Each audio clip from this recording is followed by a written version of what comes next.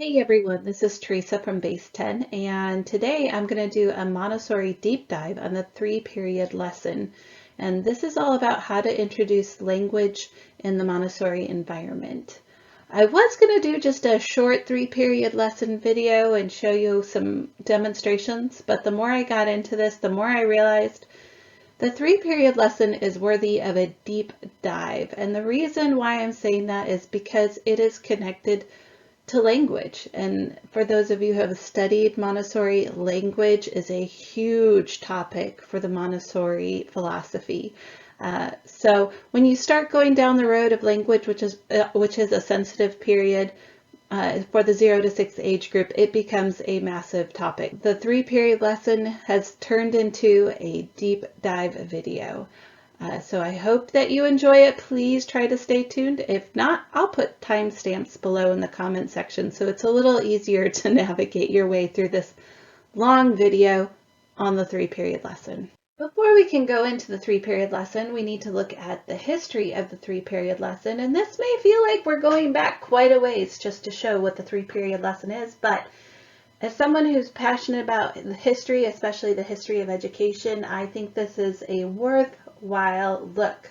There's even a movie that's attached to it. So let's take a look at the history of the 3-period lesson before we actually get into talking about what it is. So according to E.M. Standing, who is a pretty notable Montessori author, so if you're looking for materials, I would highly suggest looking into E.M. Standing's books.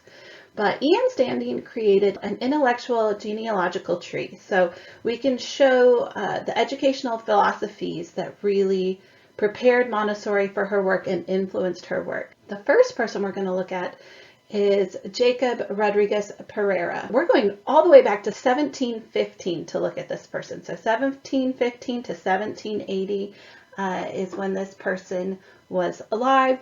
And he was very significant because he developed sign language in correlation to sound instead of symbol. He worked on teaching lip reading and articulation of speech for the deaf. Now, what does this have to do with the 3-period lesson, right? That seems like we're making a big stretch here, going all the way back to 1715 and talking about the deaf community at that time. However, this is very significant because a lot of the work that influenced Maria Montessori and a lot of the roots of educational psychology go back to the work that was done in the 1700s with the deaf community. So this is going to play into the 3-period lesson and educational philosophies very strongly, actually. So I think it's important to take a look at these contributions and see how it all built up over time. Now, Pereira influenced Itard, and you can see that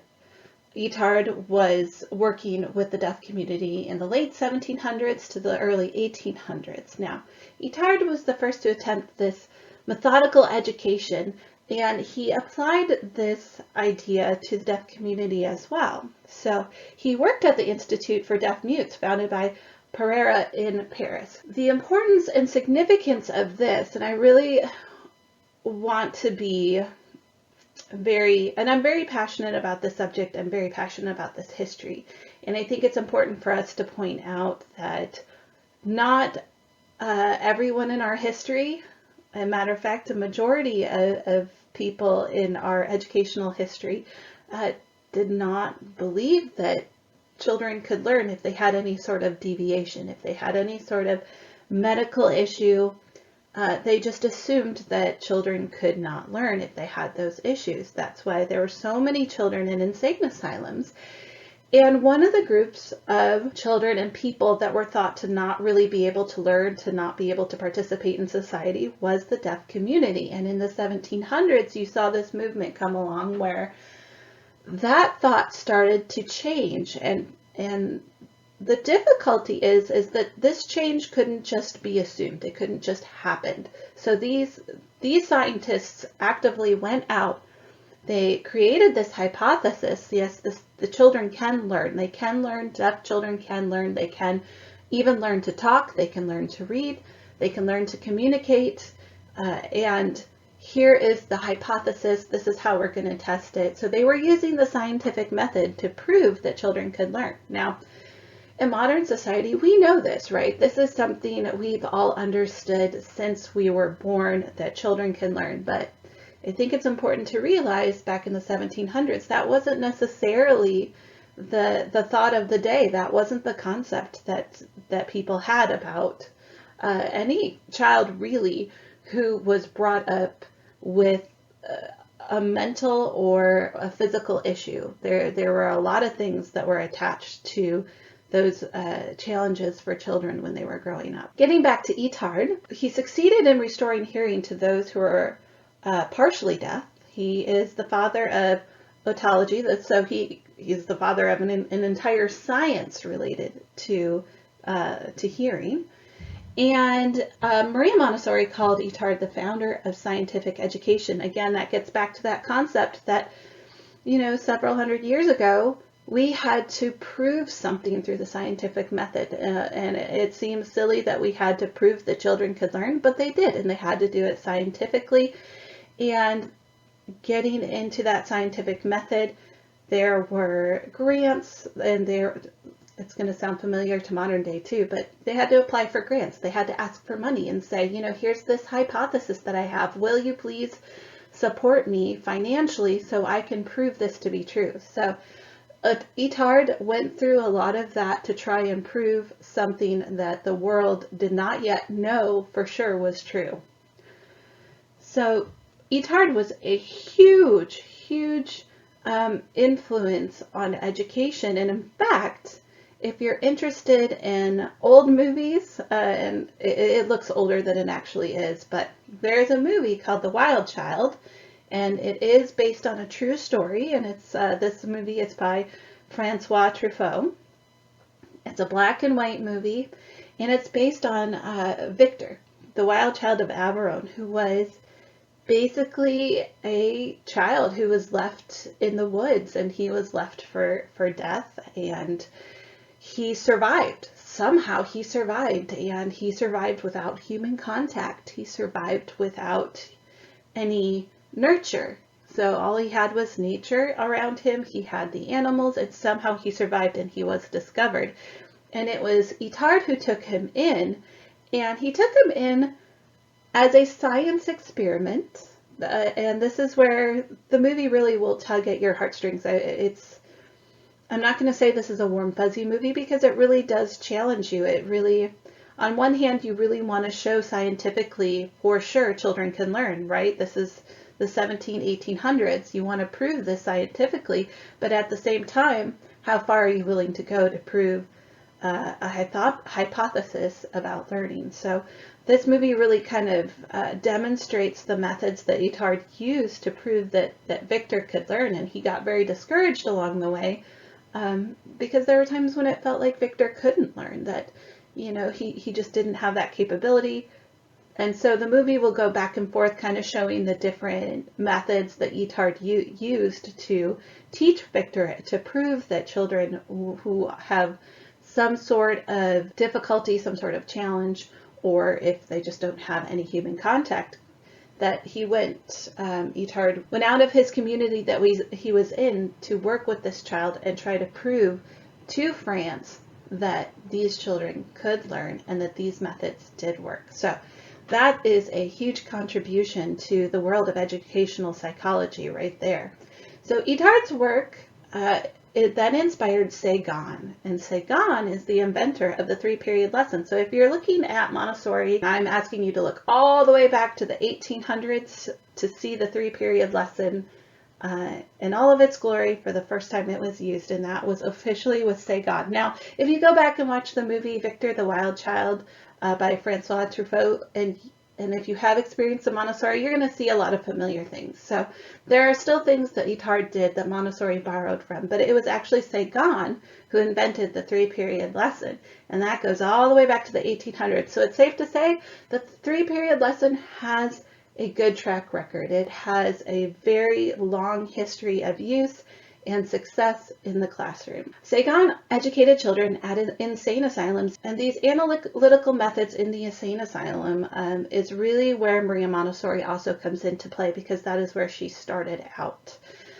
She also started out working with children in insane asylums, And it was there that she was first inspired to think, these children can learn, and these are the methods that we can use to teach them. And not only do these methods work with children who have some sort of challenge, some sort of difficulties, these children that the world thought couldn't learn, not only did she say we can use these methods to help these children who before we thought couldn't learn, but we can also use these methods on children who are developing normally, who are developing without any medical issues or any other type of deviation from the norm. So Sagan used physiological and psychological methods for teaching. He used that sensorial approach to teaching that went beyond just a teacher standing in front of a child and reciting and spouting off knowledge, that they're making learning an experience for the child, which is a really important concept in educational psychology.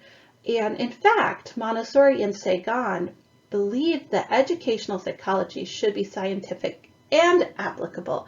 Now that may seem like a no-duh thing to say, but at the time, educational psychology was simply scientific. It was not meant to be applied to the actual field of teaching, which is a weird thing to think about, right?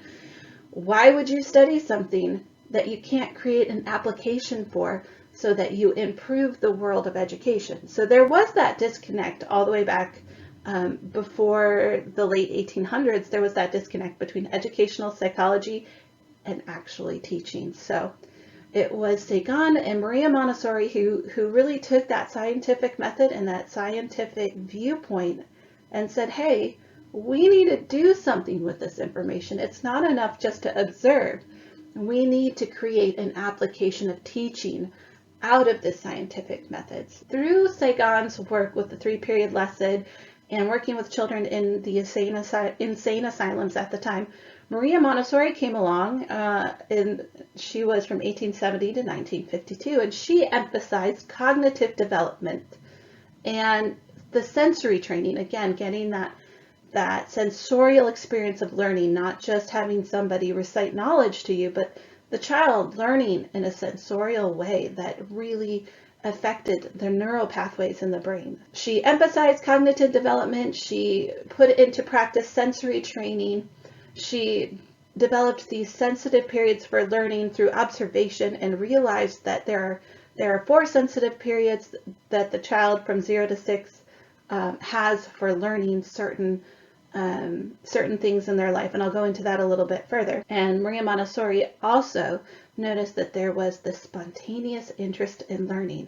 The child has this inner teacher inside of them, and this is not something that lasts forever. Those sensitive periods and that spontaneous interest in learning, as well as the absorbent mind, is this unique part of life that happens between the ages of 0 to 6, and that's why Maria Montessori believed that the best time for education in a child's life is not at the university age, it's not at the college age, it's in that 0 to 6 age group. And what a child can learn during the ages of 0 to 6 is so profound that nothing in life compares to it. And so it was really Maria Montessori who developed these philosophies based on all the people that came before her, specifically these three that came before her, really influenced her and changed that trajectory of learning. And even though we don't really notice it that much in our public school systems, maybe in the United States today, there's still a lot of foundation there. And it's becoming a lot more popular as we learn more about Maria Montessori and learn more about her methods.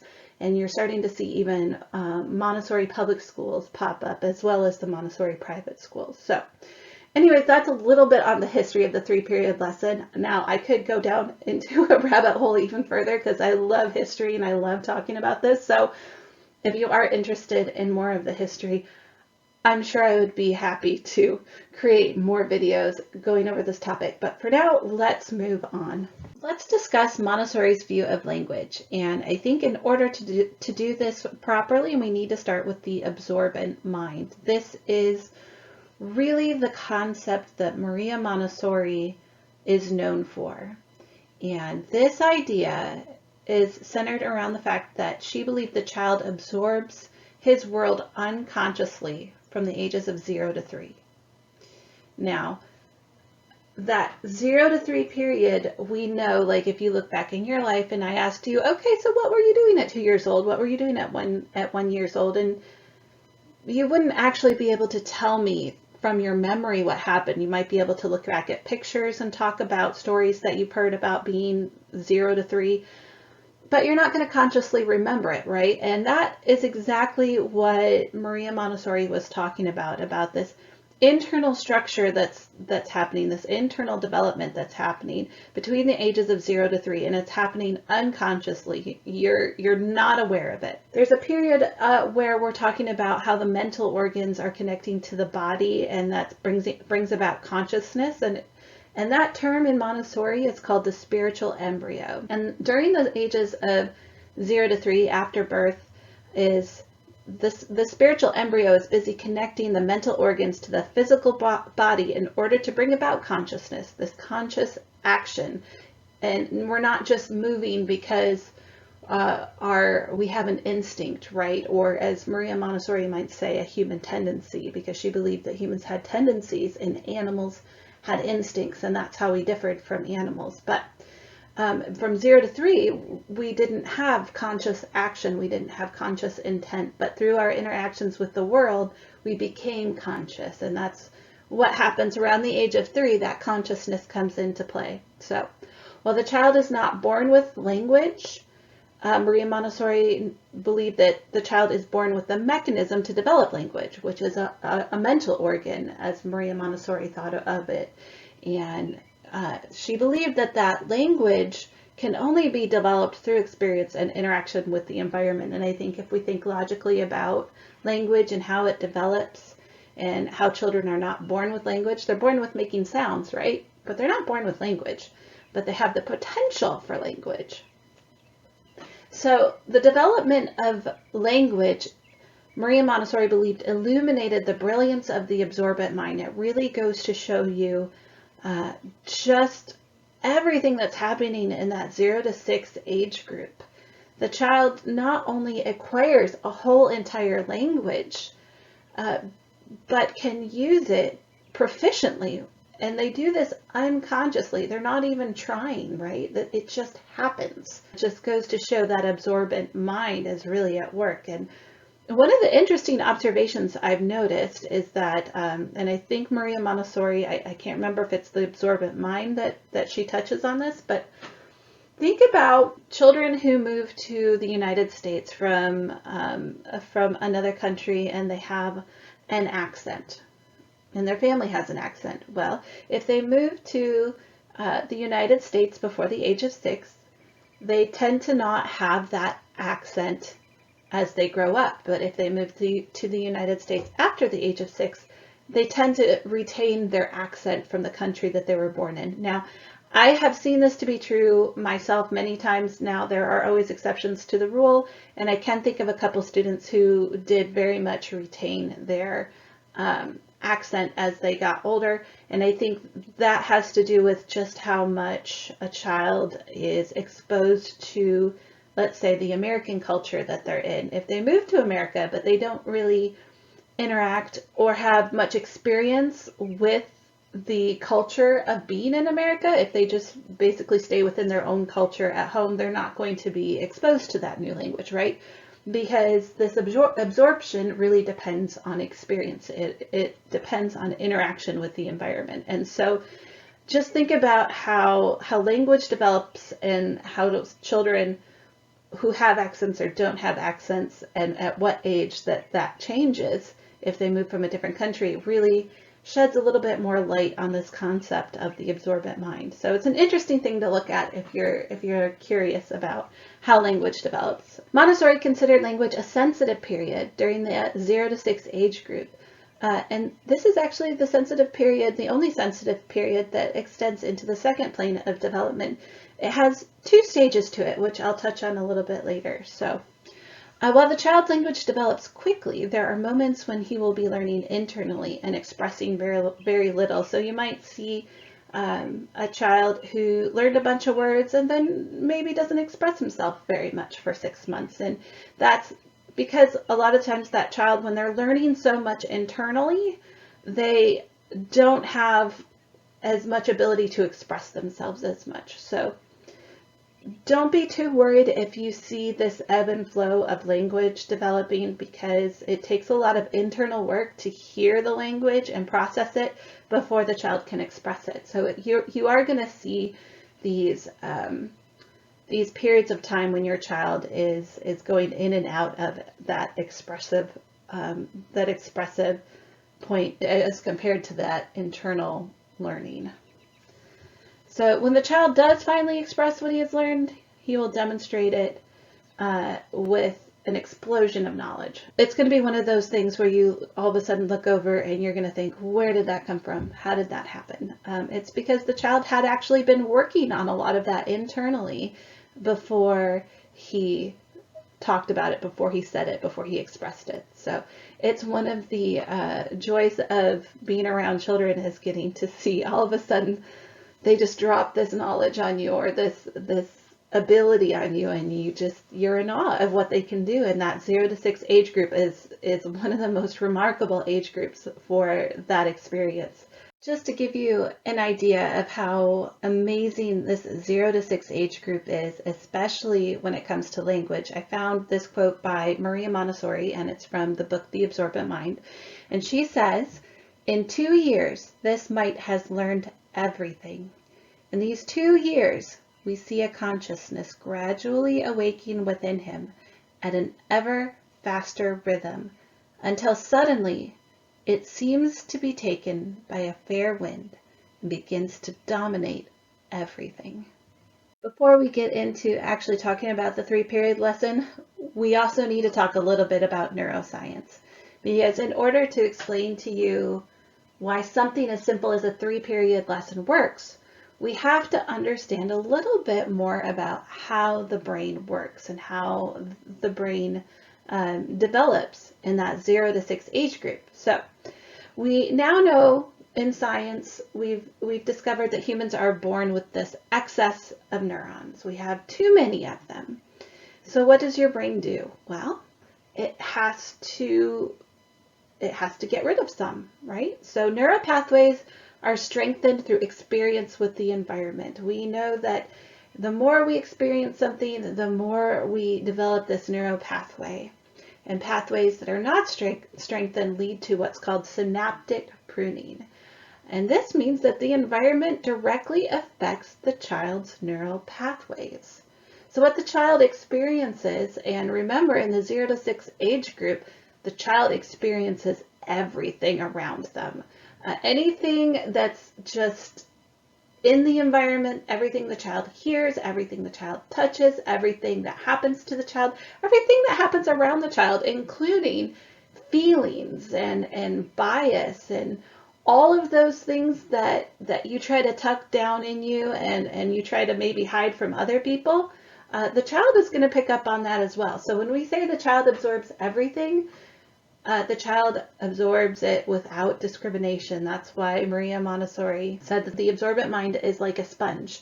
And a sponge doesn't discriminate what it absorbs, right? If it's really clean water, it'll absorb the clean water. If it's really dirty water, it's going to absorb both the water and the dirt. So those neural pathways are really important to keep in mind when we're thinking about what it is that we're having the child experience, what it is that we're putting in the environment around the child.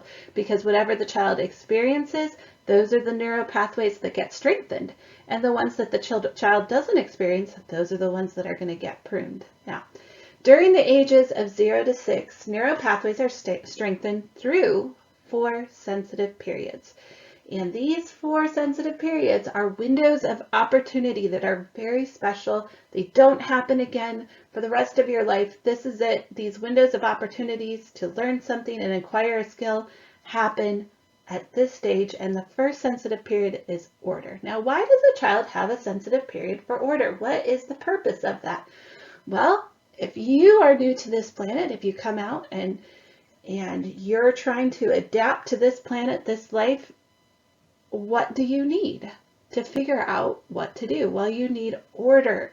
Order helps bring the child into this idea of having things make sense, right? If you think about experiencing this world for the first time, you look around and it's chaos. If you have ever been to a country that's extremely different from your own, I'm sure the first thing that you thought was, oh, I need to process this. Or if you're trying to start a new job where you really don't have any of the skills, your thought is, this seems chaotic. How do I get a sense of order? How do I understand what to do? And that is exactly what the child is doing in that 0 to 6 age group. And that's why order is really that first sensitive period that you are thinking about. And if you ask an A to I, or what some people refer to as a toddler teacher, they can probably talk to you a lot about this child's need for order. And if you move something, if you change something, this child, the younger child, let's say more of the 0 to 3 age group child, they're going to notice. They're going to notice when something is different, and they probably aren't going to like it, and they're probably going to react to it.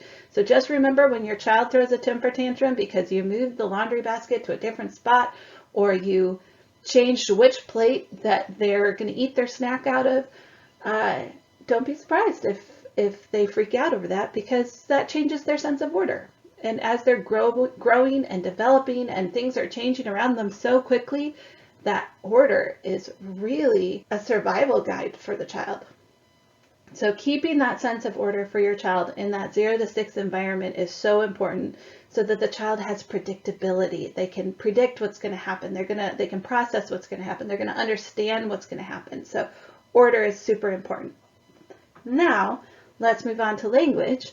Language is another sensitive period, and as I said before, it's one of the few that actually extends beyond the age of 6, and I'll talk about that a little bit later. And then the third sensitive period is the refinement of the senses, and I talked about this in the other video when I talked about the deep dive on the trinomial cube.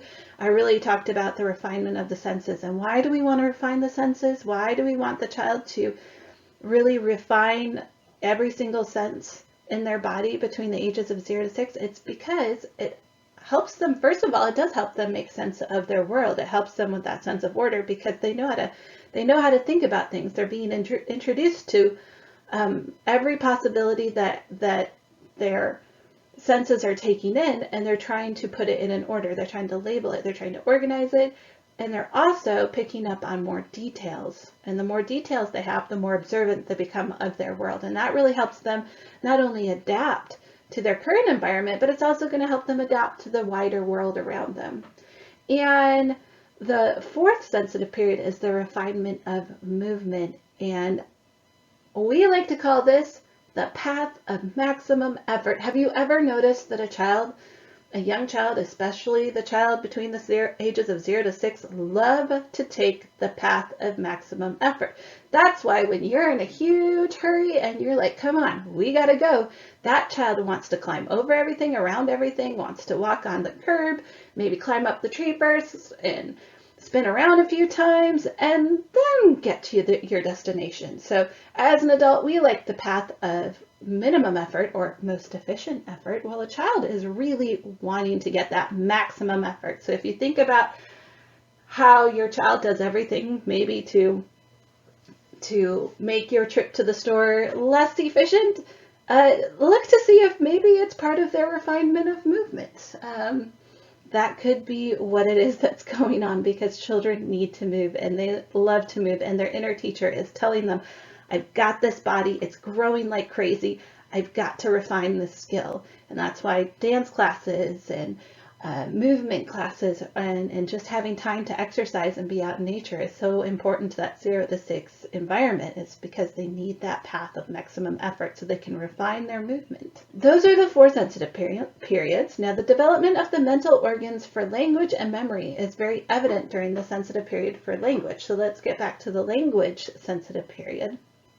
We're developing these mental organs. Like I said, there's this idea of the spiritual embryo, and it's these mental organs are there. Those are the possibilities. The child doesn't have language, isn't born with language, but he or she is born with the mechanism for language, right? And now they've got to connect it to this body and make it purposeful. So during the ages of 0 to 3, you have this unconscious absorption. Then 3 to 6, you have this conscious absorption. And then as the child gets beyond 6 and into what we call the second plane of development in Montessori, a lot of their skills, a lot of this language, a lot of what they're doing starts to be acquired through the process of learning from teaching, not as much through that absorption phase. Like that's the time in Montessori that we say we have to start teaching the child, where in that 0 to 6 age group, we call ourselves guides because we're guiding the child and the child is following that inner teacher.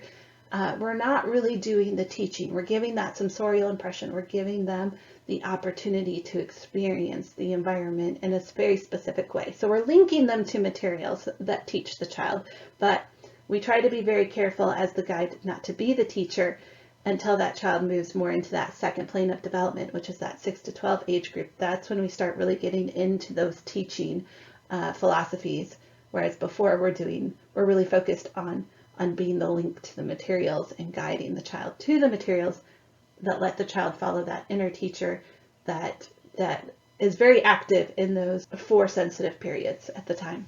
We know that the mental organs need to be connected to the body, and one of the important concepts when it comes to language and developing the mind is the fact that the hand is really, really important during this stage. And in fact, Maria Montessori said that the hand is connected to the mind and the mental organs in a way that helps develop intelligence in a way that no other part of the body really does, and that the hand gives purpose. It gives purpose to the mental organs. It gives purpose to what's going on internally. So I just found a couple of quotes that support that idea. In Maria Montessori, in Maria Montessori's book, The Absorbent Mind, she said, "We may put it like this.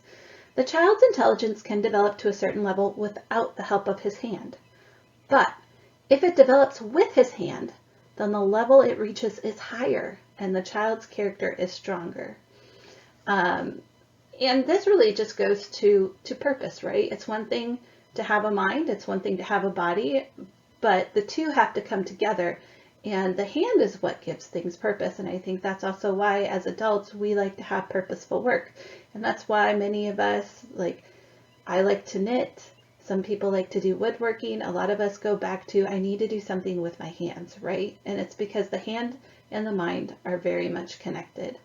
There's also a quote from E.M. Standing from the book Maria Montessori, Her Life and Work. And it says, "The hand has now become the instrument of the brain. And it is through the activity of his hand that he enriches his experience and develops himself at the same time." So I just want you to keep that in mind as we're going into this big digital world. And as a lot of children are starting to learn online, don't forget that the development of the hand is connected to the mind. And language is a mental organ. And so we do have to keep the mind and the hand connected, especially when it comes to writing and reading. So that all plays a part in the development of language. Let's talk a little bit about the development of language. So when it comes to the development of language, hearing develops first and then speech. Maria Montessori said the child must naturally hear the sounds in use among his own people before he can repeat them. That makes sense, right? In order to produce a sound, we have to hear it first. When a child is first born, they make random noises. However, those random noises are often very quickly become reflected by the different types of sounds they hear from the adults around them. So even though they don't start out as words, they'll be babbling and cooing and all of that stuff, they're still in a lot of ways imitating the sounds around them that they've been hearing even in the womb. So that's important to remember. If we want children to talk, we have to expect them to hear things first. So your discussions, your voice, your words, your interactions with the child are going to really make a difference in the child's language growing up. There are also 2 stages of language development. The first stage is the pre-linguistic stage, and this is the intense inner process that happens during the first year of life as the child is listening and absorbing the environment. And then, of course, there's the linguistic phase where It's that externalization of the inner process, and it's usually just demonstrated in an outburst of knowledge and a desire to acquire more language. So if you have a child that's in that 2 to 3 year old age group, you're really seeing this happen in real time right now. You're saying, wow, that all of a sudden the child's just talking in sentences, or whereas a month ago, I think they were still just going around naming items one by one in the house. Now they're talking in sentences. It's incredible. And just again, remember, the child learns effortlessly during the ages of 0 to 6. They absorb it. This isn't hard for them. For me, if I'm going to go take a class on language from the university and try to acquire another language, it's going to take a lot of effort. But a child between the ages of 0 to 6, not a lot of effort. They just absorb it. It's an amazing thing. When we talk about the 3-period lesson, we're really focusing in on that 3 to 6 age group. This is the time when we are going to utilize it the most. So it's the primary environment, that's my age group, that we really, really focus on this 3-period lesson. Now, the development of speech may slow during this time, but the absorption is still effortless. Children, by the time they reach the age of 3, they've already absorbed a lot of words, right? So we're not they're not absorbing quite as many words, but they're still absorbing.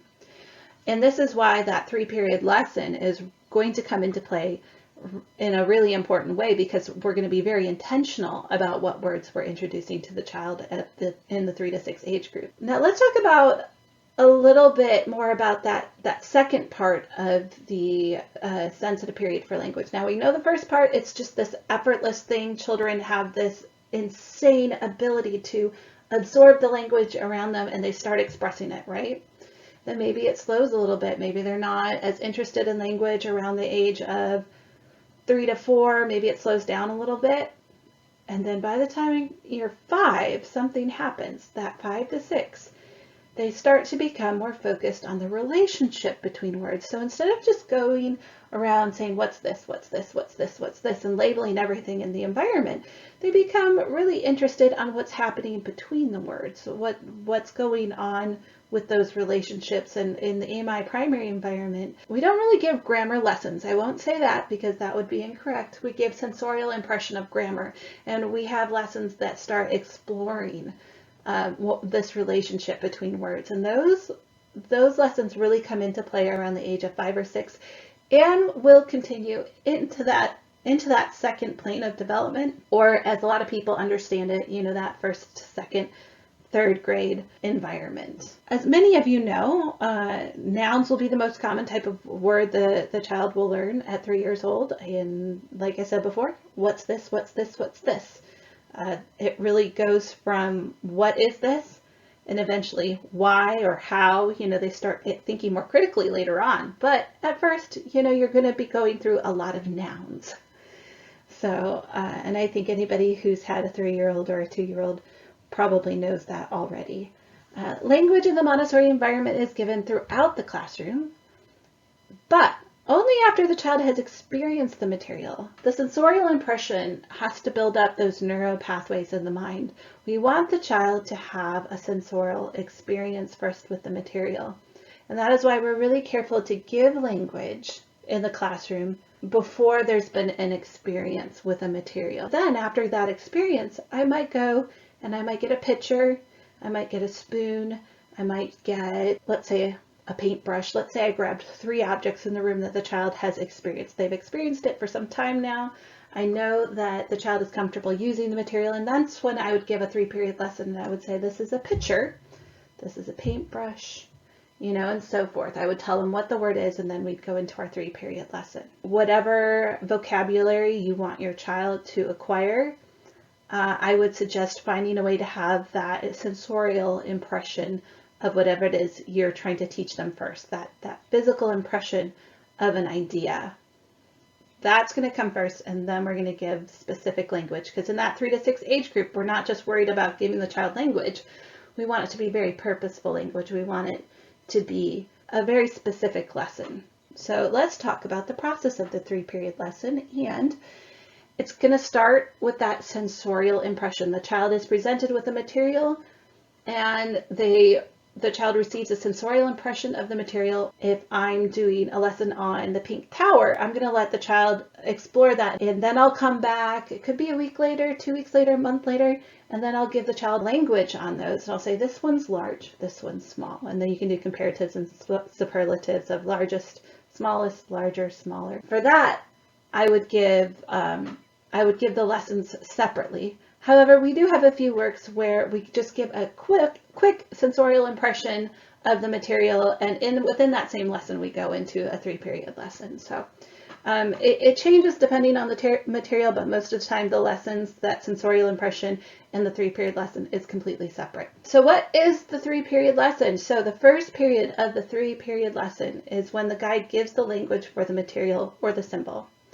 And usually when we give this lesson, we have 3 objects or symbols that we're giving language for at the same time. Let's talk about the sandpaper letters for a second. If I'm doing phonics and I'm introducing the first period lesson in a sensorial experience, and this is one where we do the sensorial experience almost at the same time as giving the language. So it's one of those that we do together. What I'll do is I'll have the child trace with their fingers. We'll trace it first, get that sensorial impression, and then we'll do that, I would say, more than 4 times. Move on to the next letter, and then trace it, say it. And then T, same thing. Trace it first, and then say the sound T. And so we do those 3 letters, and that's how I would introduce it. That's the first period. I'm just introducing the symbol, and then I'm introducing the sound along with it.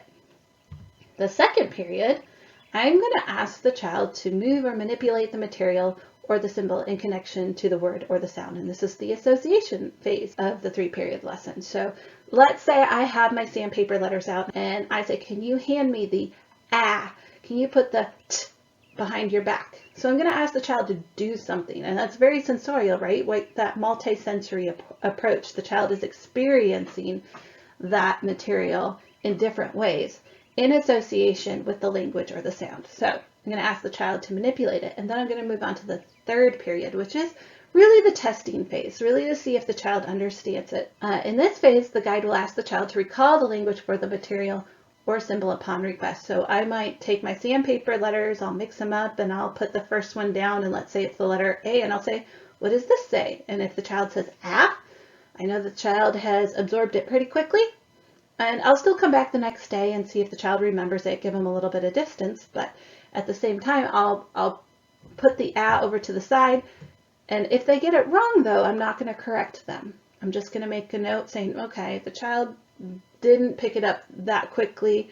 I can represent it later on or have the child work on those sounds that I introduced with another child, because social collaboration is a really, really important way to teach as well in all Montessori environments, really, not just the 3 to 6. It is part of the Montessori method to have the younger and the older and have that social collaboration.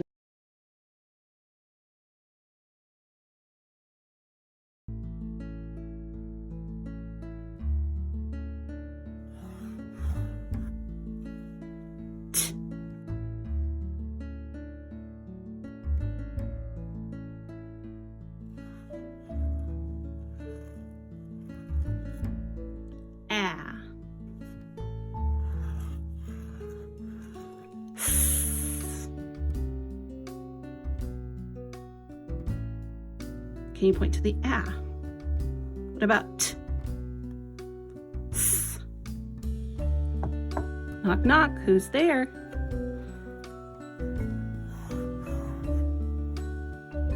T.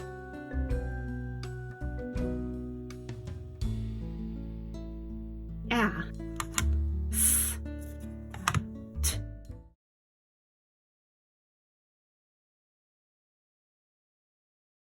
I guess we need to talk about why this is important. Why is it important? Why am I going to all the work to talk about language and the 3-period lesson? Why does this even matter? Well, we want to emphasize the child is learning to express himself. The child is learning to describe things. And going back to that sense of order, the child is also learning to classify his experiences and knowledge. And that classification helps with that sense of order. And the child is constructing himself. He's constructing his world. He's trying to understand it. And so expressing, describing, and classifying are all really important ways to help the child get that sense of order. And also what helps is the more that the child has language, the more the child is able to use language and has specific language, the more the child will develop his will and his independence. Let's go back to the toddler environment. And anybody who's had a 2-year-old in a biting situation, okay, why is this child biting, or why is my child biting? And I think a popular response is often, well, the child doesn't have words to express themselves. So when a child doesn't have the words to express themselves, when a child doesn't have words to accomplish whatever conscious thought is happening in the brain, remember, they're switching from unconscious thought to conscious thought. And if they don't have the words to express themselves, they're going to do things to help achieve their goals.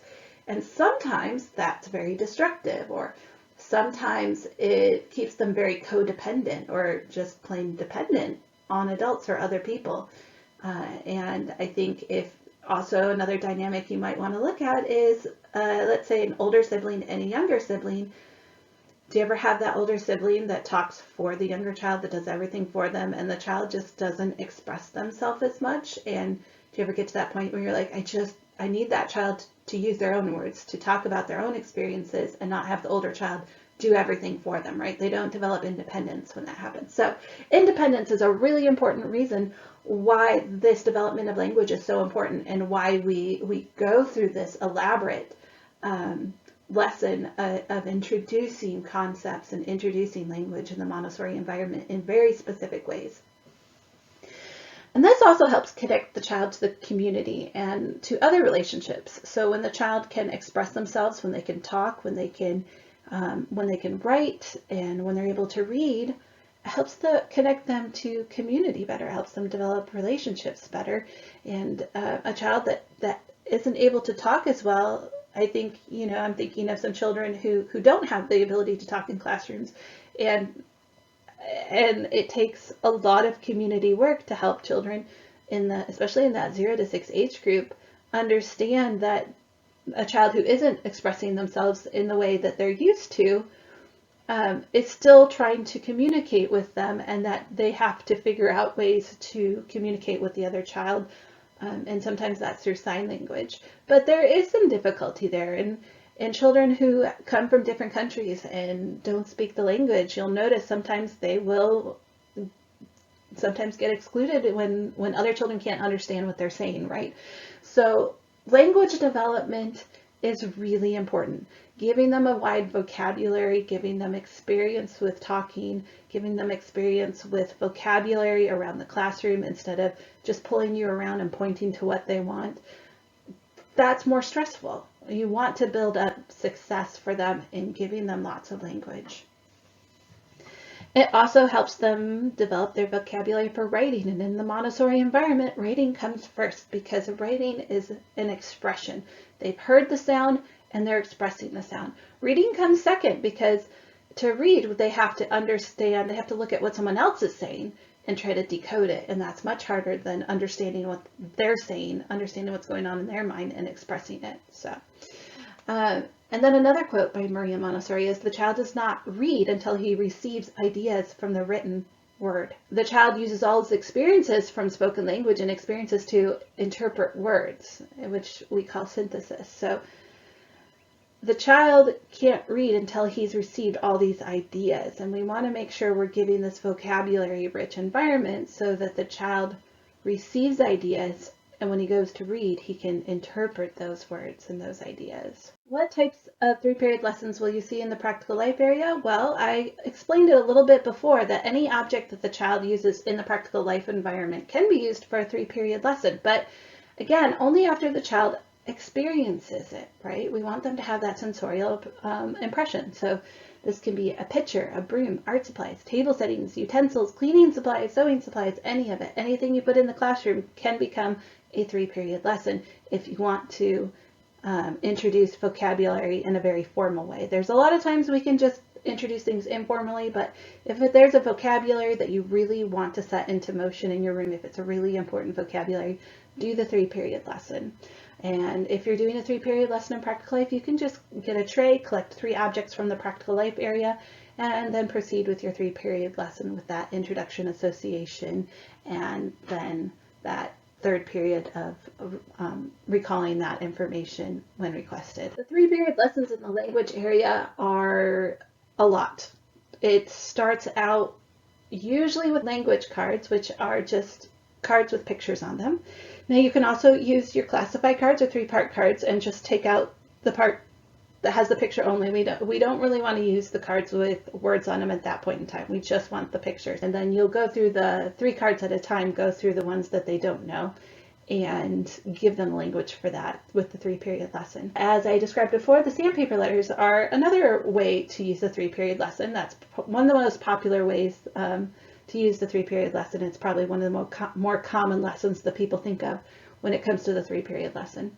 We also use the 3-period lessons for introducing sight words, or the red words, words that need to be memorized, that can't be sounded out. Basically, anytime vocabulary needs to be introduced explicitly instead of informally, that's when you're going to use the 3-period lesson. So it's just good to keep that in mind. If there's vocabulary that the child is struggling with, use the 3-period lesson.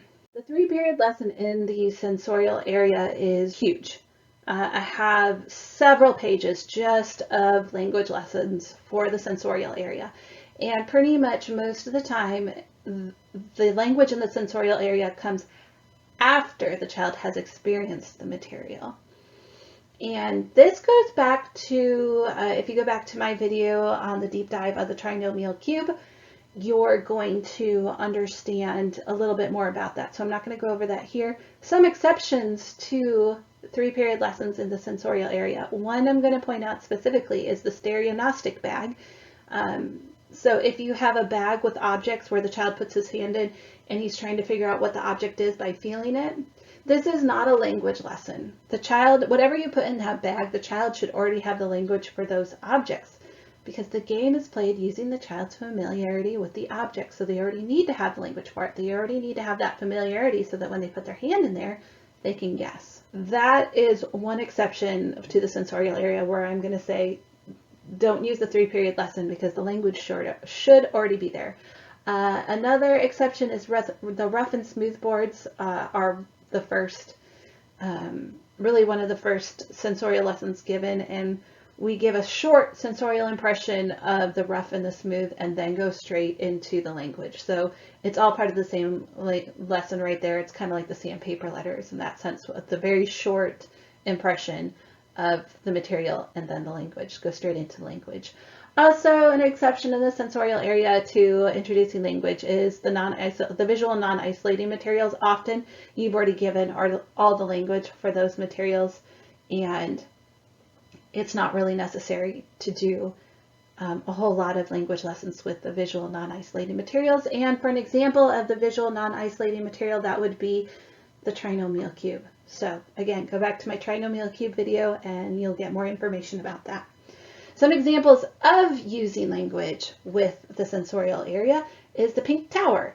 And the pink tower, I would show them how to build it. I would have the child work with the pink tower. When I see that the child can create the pink tower and is working proficiently with it, that's when I would introduce the language, and I would take the largest block and I would, the largest cube, and I would say, this is large. And I would take the smallest one and say, this is small. We do a 3-period lesson just with those 2 concepts. I wouldn't add a 3rd object in there. And then you can get into the comparatives and the superlatives with that, because you have larger, smaller, largest, smallest. Again, same thing with the brown stairs, only the language there is thick, thin, and comparatives, superlatives along with that.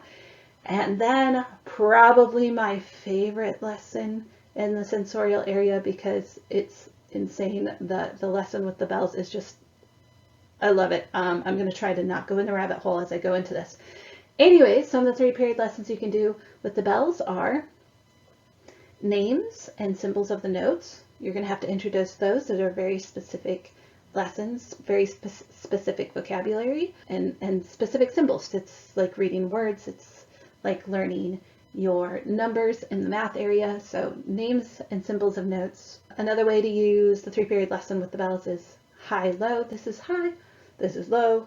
You can do a 3-period lesson on that, up and down the scale. You can have a lesson on this is up the scale, this is down the scale. And of course there's some comparatives and superlatives along with the notes with the vowels because you're going up and down, right? So comparatives and superlatives.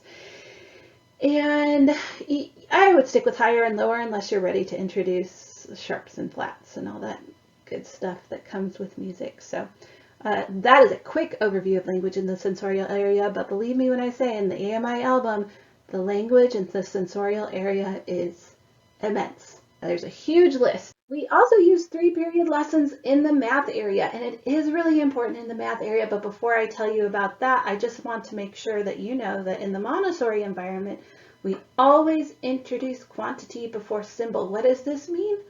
Well, the child needs to be able to count correctly with the one-to-one correspondence before being introduced to the symbol. So I'm going to show them what it looks like to count 1, 2, 3, 4, like how many is 4, how many is 2, how many is 3, how many are those before I introduce the symbol. So I'm going to always introduce quantity before symbol. Now when I introduce quantity, I'm going to introduce that with a three-period lesson, and I do that with my number rods. Then I'd use a 3-period lesson with introducing the numbers 0 through 9 with the sandpaper numbers. This is just like the sandpaper letters, only with numbers. You can also use the 3-period lesson for introducing evens and odds with cards and counters. So that's another time where you can say this is even, this is odd, and point to the even, point to the odd. Again, we'll use the 3-period lesson for introducing golden beads for the first time. So we're going to get out the golden beads. There's a unit bead, there are 10 beads, there's 100 square, and then there's the 1000 cube. So all those beads, that tray of beads that we do for a presentation, I'm going to give the language for that, and we're going to do a 3-period lesson on introducing those golden beads so the child understands that concept of quantity. Again, we're not doing the symbols yet. We're doing this is what 1 is. This is, let's count 10. This is 10. This is 100. This is 1000. So we'll introduce that with the 3-period lesson, and once I see that the child really understands that concept of quantity for the golden beads, I'm going to move on to introducing the symbols for those golden beads. And the symbol is the number 1, the number 10, the number 100, and the number 1000. And every time I introduce those concepts, I'm going to ask the child, how many zeros are in 10? How many zeros are in 100? How many zeros are in 1000? I'm going to ask them to count the zeros every single time. So along with introducing the language, I'm also going to have the child count the zeros in each one. And then we'll do what's called the bring me game to really solidify that.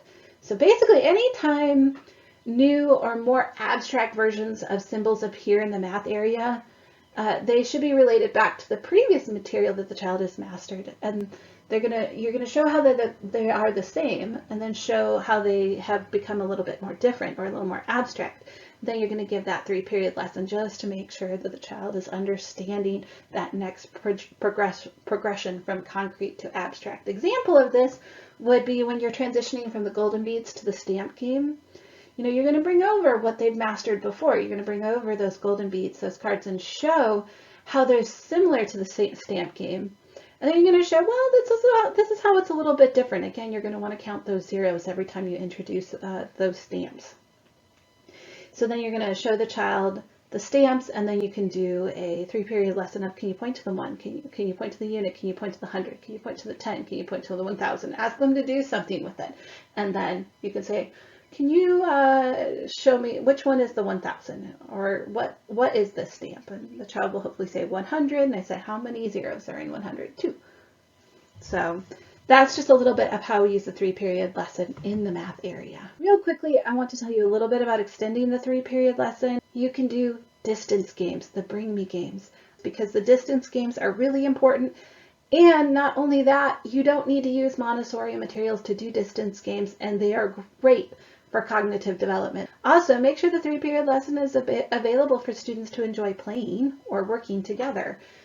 So if I gave a lesson to a child, I like to do the first 3-period lesson. I like to introduce the concepts first, but after that, if another child wants to come along and do the role of teacher, and I know that this child has it solid, they're solid on this, they know how to do a 3-period lesson, they know how to do a bring me game or a distance game along with it, I am going to let my older children or my child that has really solidly mastered a concept do 3-period lessons with another child, because this is so important. Socializing is another way of learning, right? I want to say that social aspect is like it's like another sense. It's another multi-sensory tool, right? That sense of being around another person. It's really important, and this is why COVID has been really destructive on that front, because that socialization is an important part of learning, especially for young children. And so don't be afraid to let other children work with students on the 3-period lessons on doing this, because this can be a game. And just because we're Montessori doesn't mean that we are all going to be just taskmasters that never have fun. That is not Montessori. Maria Montessori actually referred to a lot of her materials, a lot of her work as games. And it's okay to say, I can do this, and it doesn't have to be really boring or cut and dry. And it can also be a social activity for students. So, and especially the older they get, the more important, as they move towards that second plane of development, the more they're going to need that social interaction. So make sure this isn't just something that you're doing, but whoever is doing it, make sure that they are giving the correct vocabulary, that they are doing it correctly. That's the only caveat I would say to that. So another thing to do when you're introducing this new vocabulary, when you're introducing this new concept, and especially with the sandpaper letters and the sandpaper numbers, make a paper booklet of everything you introduce. And if you can't do that with everything, like I don't know if I would do it with the pink tower and say, today we worked on large and small. I don't know if I'd do that. But if I'm introducing phonics and I say, today we learned the sounds for m, at, and t, and what I would do is I get out 3 pieces of paper and I put a little cover on it, and I would say Amelia's phonetic book, and I'd put the date so that we know that this is what sounds we learned today. And I would write the letter M. I'd make this little booklet. I'd write the letter M on one page, turn it, write the letter A on the next page, turn it, and write the letter T on the next page. I'd staple it together, or I'd send the child over to bookmaking. If I gave that child a bookmaking lesson, they could put it together. They can take it home. Children love to read their sandpaper letter booklets to their families when they take them home. It's like reading a book to them. It's very exciting. So I would really encourage you, every time you introduce a letter or a number with the sound, working on those phonics, get some scrap paper. I always keep my scrap paper so that I can make a little booklet with the child, and they get really excited about those booklets and taking them home. So then the parents can go home and they can reinforce that. That's a nice way when parents ask, well, what can I do at home? Well, this is what they can do at home. When I send a booklet, listen to the child read it, work with them on it, work with them on those sounds. So that's just another way. That being said, I hope that you survived this really long video. I hope you found something that you're interested in. And if you have questions, please comment below. I'll be happy to answer them. And also don't forget to like, share, and subscribe. Thanks for sticking it out with me. I'll see you in the next video.